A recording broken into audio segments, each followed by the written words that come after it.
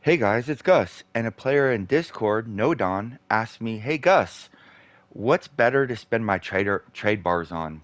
Insignia powder or Insignia?" And then converting that Insignia into powder. And my answer was, I have no idea. I don't really do trade bars because I don't really do lock boxes, so I was really never concerned with it.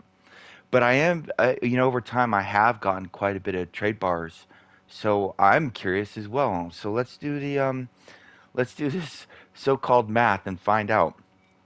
So when you go to the trade bar merchant, you have two options. You can get Insignia powder or Insignia. And I don't recommend anybody buy this stuff with trade bars right now. Only buy them during a sale. And our next sale is in August, right here, 20% off trade bar. So everything in the trade bar store is discounted by 20%. And it's rounded up in your favor if it doesn't come out even. So that's a good thing with comp and mount tokens. But that's a different topic. So the trade bar merchant, you come here, you go to Insignias, and I'm going to assume everything's being bought with a 20% discount. So for here, you get 20 Insignia powder for 24 trade bars. And on the Insignias themselves, you're paying 80 trade bars for 50 Insignia powder. Because when you convert an epic, um, as you can see, you get 50 powder. So that's really simple when you do the math on that. When you do the math on that, it's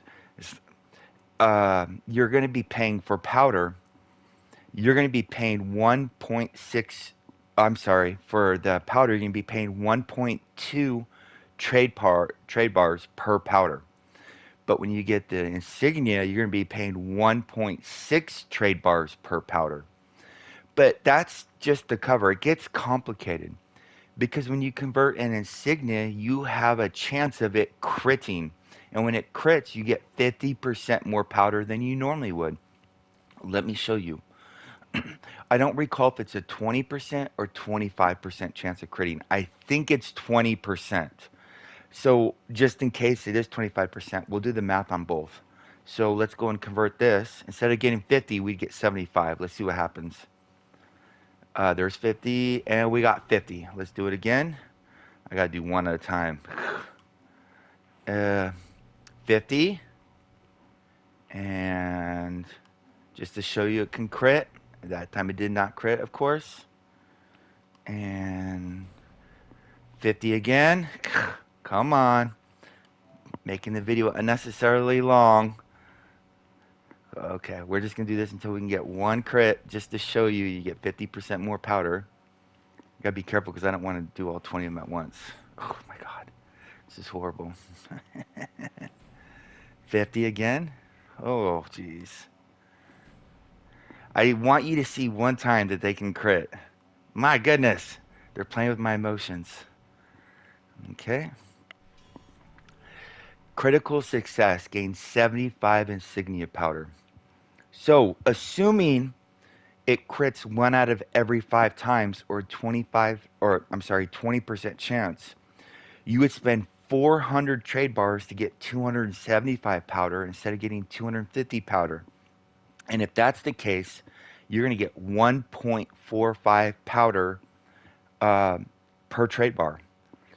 So, oh, I'm sorry, you're going to spend 1.45 trade bars per powder, which is a little bit better than the 1.6.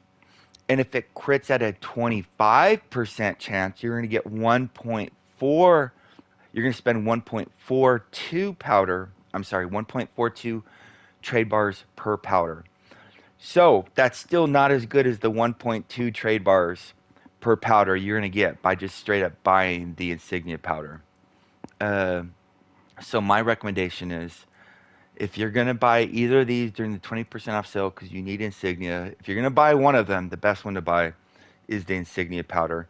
You're going to get 18.5% more powder for your trade bars doing it this way than you will doing the Insignias themselves. Well, there you go. I hope that answers that question. Stay classy, Neverwinter. See you soon.